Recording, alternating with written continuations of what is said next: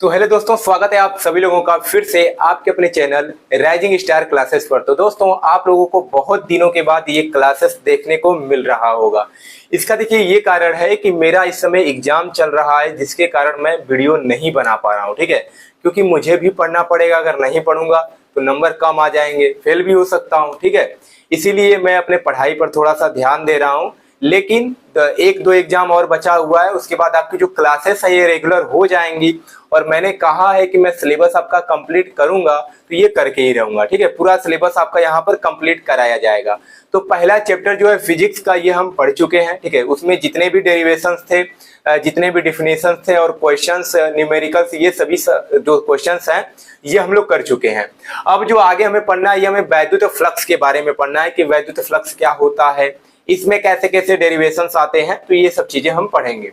तो वैद्युत फ्लक्स क्या होता है, तो देखिए हमने यहाँ पर लिखा है कि वैद्युत क्षेत्र में स्थित किसी काल्पनिक पृष्ठ से संबद्ध वैद्युत फ्लक्स उस पृष्ठ से होकर गुजरने वाली वैद्युत बल रेखाओं की संख्या की क्या है, तो माप है। अगर मैं सरल शब्दों में बताऊं तो इसको कहने का ये मतलब है कि जो वैद्युत फ्लक्स होता है वो वैद्युत क्षेत्र में स्थित किसी काल्पनिक पृष्ठ से गुजरने वाला, ठीक है, काल्पनिक पृष्ठ से जो गुजरने वाला वैद्युत फ्लक्स होता है, ठीक है, वह क्या होता है, तो उस पृष्ठ से होकर जितनी भी रेखाएं गुजरती हैं, वो कौन सी रेखाएं, वैद्युत बल रेखाएं, उनका ही ये क्या होता है, माप होता है। माप का मतलब कितनी वैद्युत बल रेखाएं गुजर रही हैं, उनको ही अगर हम काउंट कर लेते हैं तो वही क्या कहलाता है, वैद्युत फ्लक्स कहलाता है। तो वैद्युत फ्लक्स कैसे निकलेगा, वैद्युत क्षेत्र से जितनी भी वैद्युत बल रेखाएं गुजरती हैं, अगर उन सभी को हम काउंट करते हैं तो वही कहलाता है वैद्युत फ्लक्स। ठीक है, बहुत ज्यादा कठिन नहीं है। अब इसका फार्मूला भी होता है और इसके फार्मूले पे क्वेश्चन आता है। इसका फार्मूला क्या होता है, तो इसका फार्मूला होता है, पहले गणितीय रूप में हम कह सकते हैं, ये जो वैद्युत फ्लक्स होता है ना, ये वैद्युत क्षेत्र के, ठीक है, पृष्ठ समाकलन के बराबर होता है। तो गणितीय रूप में क्या हो जाएगा, जो इसको देखिए फाई से दिखाते हैं, लिख लीजिएगा कि वैद्युत फ्लक्स को फाई से प्रदर्शित करते हैं।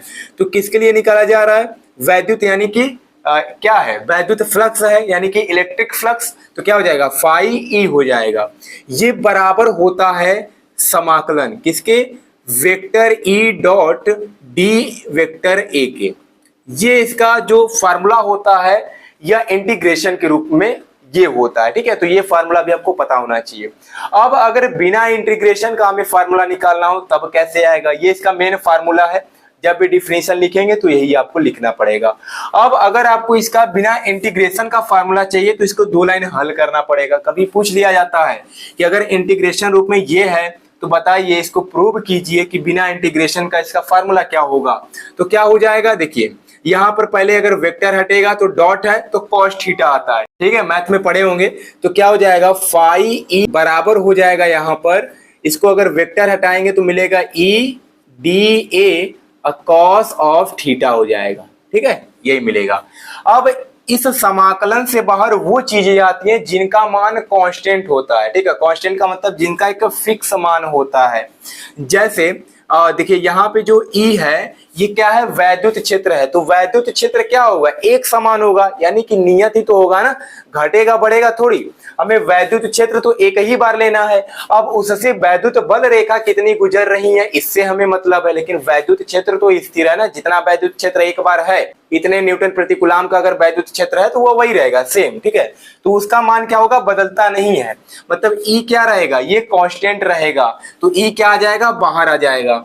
यानी यहां से मिलेगा फाई ई बराबर ये हो जाएगा ई, ये क्या है, डी ए है। ठीक है, तो अगर किसी के साथ डी लगा होता है तो जब वो समाकलन के बाहर आता है तो जो डी होता है वह हट जाता है। बाकी कॉस थीटा भी वही रहेगा, थीटा यानी एंगल कांस्टेंट रहेगा, यानी एक बार जितने एंगल पे कोण बना है वही रहेगा। तो ये मिल गया फाई ई बराबर ई ए कॉस थीटा। जब भी आप क्वेश्चन लगाएंगे तो इसी फार्मूले पे आपको क्या करना है, क्वेश्चन को हल करना है। और अगर बिना इंटीग्रेशन का अगर हम वेक्टर फॉर्म लिखना चाहें तो क्या हो जाएगा, फाई ई बराबर हो जाएगा, देखिए कॉस थीटा हटता है तो बीच में डॉट आता है, यानी यहाँ पे हो जाएगा वेक्टर ई और डॉट वेक्टर ए। ये हो जाएगा इसका इंटीग्रेशन में फॉर्म।